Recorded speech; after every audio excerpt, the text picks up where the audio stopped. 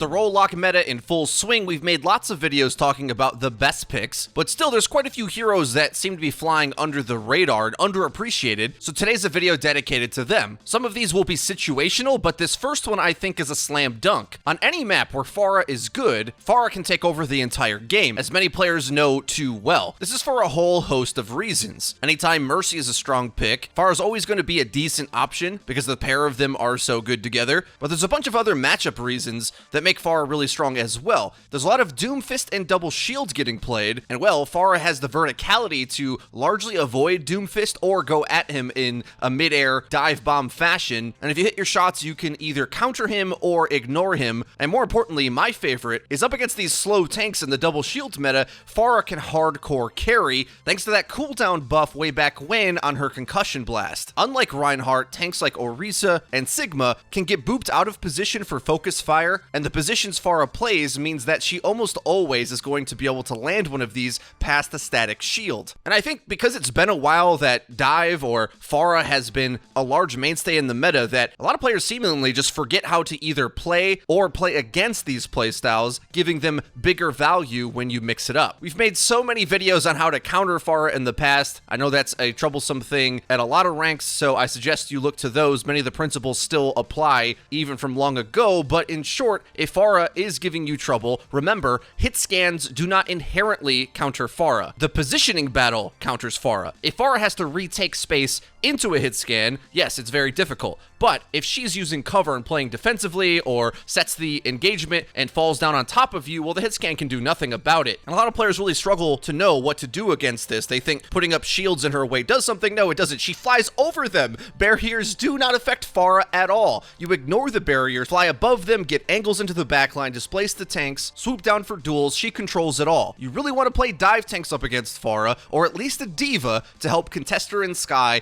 eat her barrage, and make space for your hit scan teammate. And as well, oftentimes you will need to mirror the Mercy pick onto your DPS, whether it's a Fara going for a mid-air battle in the sky with her, that's one of the best, most reliable options, or if you are making space for your hit scan to get an angle. Either way, because the Pharmacy duo is a package deal, you need to align your resources to have a similar amount of teamwork, one way or the other. Playing as Fara, just remember, your projectiles don't have fall-off damage, so you have okay barrier break from long distance, but if you're in medium to close, you're going to be needing to either set up to win duels or to displace tanks away from barriers to focus them down that way. Our next pick is a bit of an honorable mention, and that's Junkrat. Remember, there's a new patch coming out soon that's going to nerf the beam damage of Symmetra and Zarya and a few other changes as well, but even on the live version of the game, I think people are overvaluing the damage Sim puts out when a character like Junkrat, sure, his nades only do 130, but he can shoot one of them with a mine together to do a full 250 combo, and yes, maybe that's harder to do than Symmetra getting to tier 3 charge, 190 damage per second, but Junkrat with his 2 mines has way more mobility than Symmetra does. Sim is way easier to focus on the front line, and not to mention, when characters are coming through a teleporter, knocking them around with Junkrat's explosions is incredibly strong. He's very good against Orisa. She, of course, is very easy to hit, doesn't move around too much, and he's one of the few characters in the game that I actually do think can get some value playing defensively and shooting at barriers. He has the rate of fire and volume of damage that actually can work down the front line, even double shield, but unlike Sim, can do it from a safe distance and is more flexible to go in and out, to go get duels.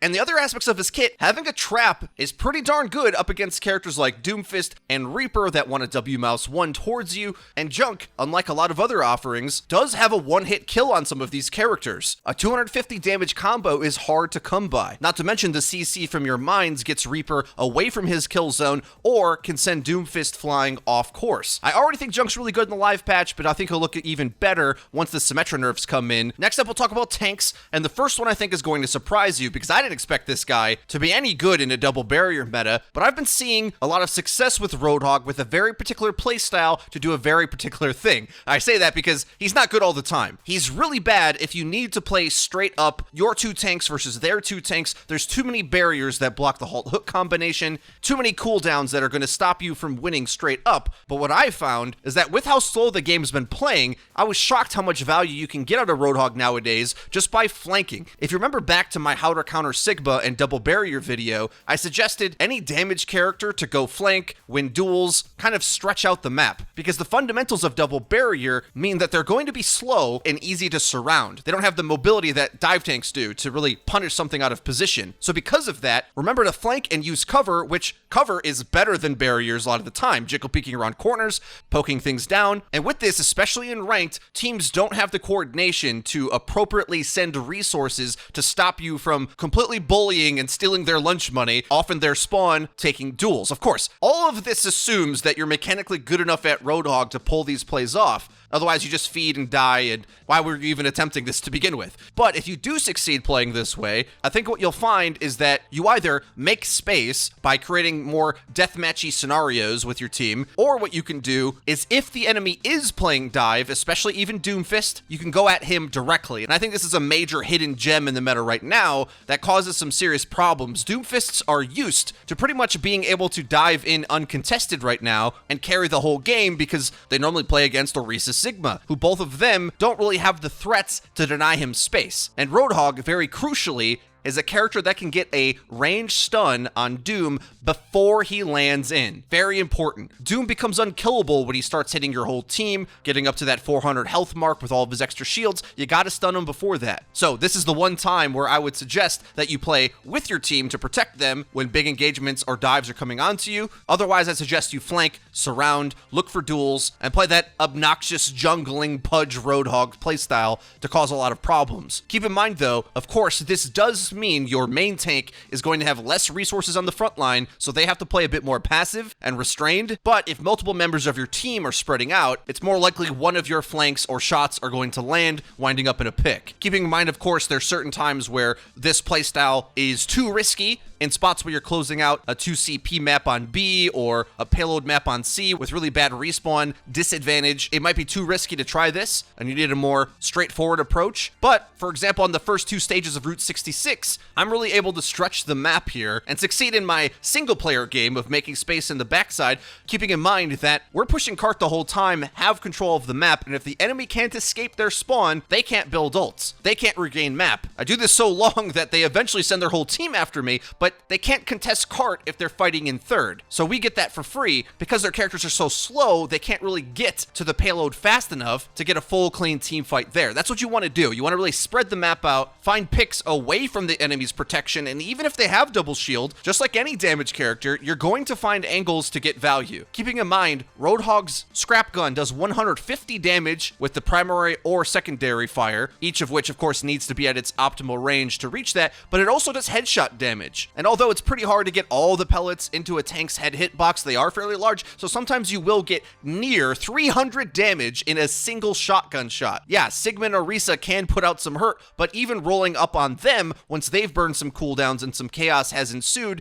you'll be surprised how well Roadhog can hold his own and cleans up messy fights. Sigma and Orisa are much stronger at the break of the fight in a full 6v6, but once fights start getting a little messy, Hog of course can heal himself and does outrageous close range damage and keeps getting the opportunity to pull out Hook, which can insta-kill. Few last tips for Roadhog that have really helped upgrade my game. When you're starting off and learning, it's best to try to play a little bit slower and max out your accuracy on everything you do. Take your time with your shots. Don't whiff them. Make sure you get as many pellets to land as you can. And as long as you don't rush and you play in the spots where he's going to be strong, I think you're going to find that you can kind of take over the game in a big way, as long as you're accurate enough with everything he does. Next up, another tank pick, and no, it's not Sigma. Everyone knows he's really good. Personally, I love playing Sigma, but a lot of times these slow Sigma comps, whether with an Orisa or Zarya or whatever, they don't really take space fast enough. They don't get to where you need to go. Of course, Sigma is pound for pound the highest potential tank in Overwatch that we've ever seen. If you hit all your abilities, you're a DPS with a shield. It's just insane amount of value. But the reason I like Winston is because on certain maps, none of that matters if you'd never get the space that you want. Here on this Anubis game, after being tired of just trying to walk up the choke, making space by brawling it out, I instead go for a dive play style to surround them,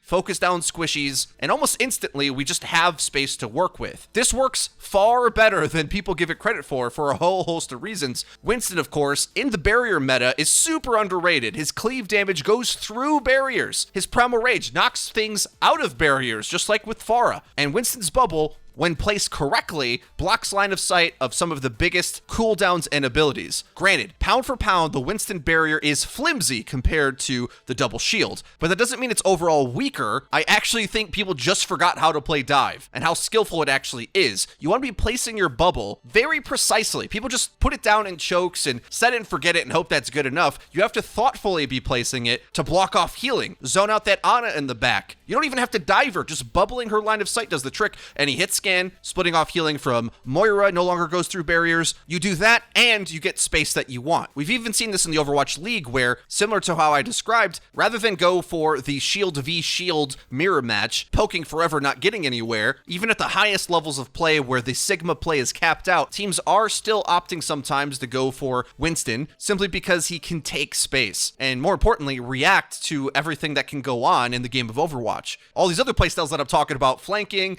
taking duels, punishing the enemy for not having speed and mobility, well, Winston is the opposite of that, right? He's the most mobile tank and provides way more value on some of these points that have high ground to exploit up against the double barrier, and when you play him cleanly and don't make a mistake, he hardcore counters these comps. No question. Because remember, it isn't just the numerical amount of shielding he provides with his bubble, it's also the fact that he has health he's throwing into the fray. Although, don't get shot if you can help it. Avoid getting shot at all costs, avoid every cooldown. Always dive to safety above the enemy, but with a little bit of durability, you place that shield down, then you get space, then you continuously weave in and out surrounding the enemy, focusing the best target, blocking line of sight, and repositioning. And when you play this way, those slow barrier tanks just have nothing to do. They're just whiffing on you as you fly past them. So I originally thought that Reinhardt was going to be my S tier pick, but Winston has so much more potential and freedom to exploit high ground up against the barriers. I may actually switch that over to Winston, because when you start to add up how many maps have high ground that you can exploit, it starts to look kind of staggering. And since the enemy has to pick 2 damage, they very often aren't picking the best counter Winston picks. If they're not on Doomfist and Reaper, just about everything else Winston can farm and build up really fast primal rages, and as well, just play aggro. There's some maps, like a lot of 2CP maps, one of the best is Anubis B. If you go fight them in the intersection point, the connection area from their spawn to point B, rather than waiting for them to get to B, they'll have to use ultimates to win fights before they're even on the objective,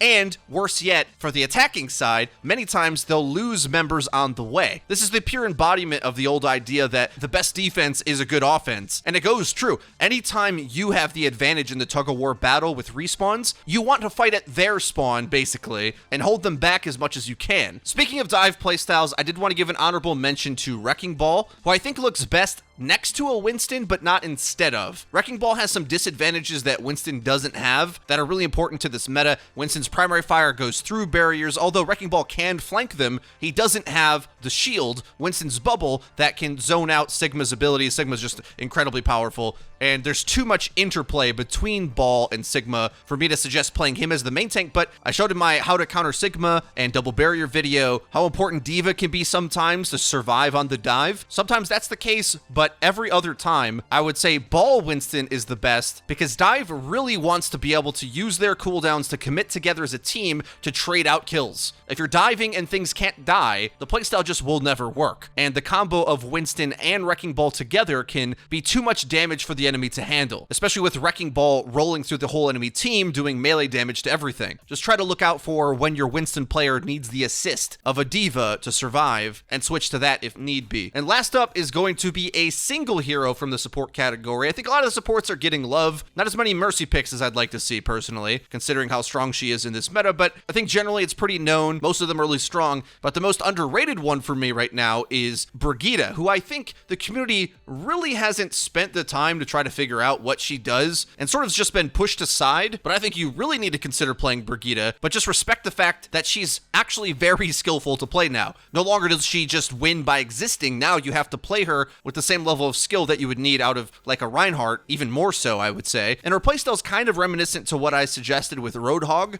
where because she's such a durable duelist, she can go at squishies and unload some really powerful cooldowns to wreck them, but obviously you can't flank nearly as hard as Roadhog can. But do consider going on off angles or taking separate space from your team sometimes, because you have a shield to get out and a bash to reposition, and until the fight's really committed, your healing is ranged like Zenyatta's anyway. And in order to get ranged rocket flails to activate Inspire, using Whip Shot on an off angle is one of the best ways to do that. But otherwise, the key playstyle with Brigitte is to remember that she's for anti-dive. That's what she's best at. Stunning Doomfist as he comes in is better than dying repeatedly as Baptiste or Ana, who are far easier for Doomfist to dive. And Zenyatta just dies if Doomfist sneezes on him. We're not even going to talk about that. But Brigitte actually has a chance, and the biggest reason why is because her Rocket Flail has been buffed to a severe degree. Remember, that's her best ability now. And the fact that her damage in Brawl is pretty decent, but rocket flailing targets away while they're midair has insane value. If you hit a rocket flail as Doomfist is colliding in with your team, sending him off course, making him miss his cooldowns, and getting those shields, he's going to be a lot easier to focus. If you get good at it, it's one of the best ways to deny Doomfist running over your entire team. Now, of course, Brig's healing against Poke when she doesn't activate Inspire is really bad, but Doomfist's damage prior to the fight isn't scary then either, so try to keep in mind, you want to balance that out when you make some of these picks, because if the enemy needs to rush you down with like a Reaper or a Doomfist to do any damage anyway, well, they want to commit to the fight too. So although you may struggle to heal Poke, the enemy doesn't got that much Poke to begin with if they pick some of those top tier heroes. And my last little asterisk for Brigitte is that currently, with the way everybody plays, she needs to be able to have the map controlled already. She looks a lot weaker when she has to retake into space, into spam,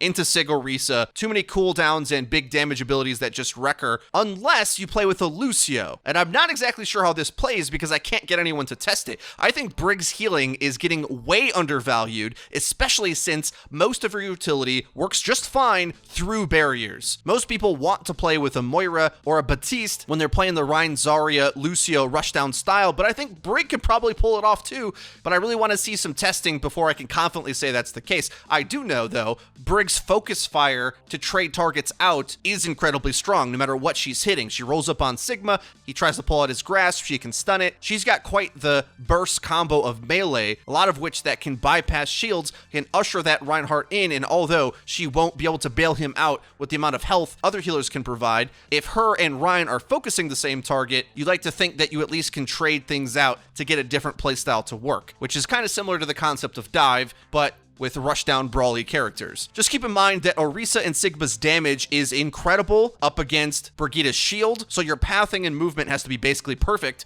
to not fall victim to just getting poked down, getting no value. If that's the case, you gotta swap. But I think just like Reinhardt and just like Winston, getting into the ground you want, you can see some value out of Brig. Well, guys, that's everything for my most underrated heroes video. I hope you guys did enjoy it and found it useful. If you did, please be sure to leave it a like. It really does help us out and lets us know that you're enjoying the content. And if you haven't already, please subscribe and be sure to hit the bell icon so that you get notified when our videos go live. Link to the description is our Twitter, where we tweet out news, updates, and dank memes. That's been it for me. I've been FREEDO for your Overwatch. We'll see you guys next time.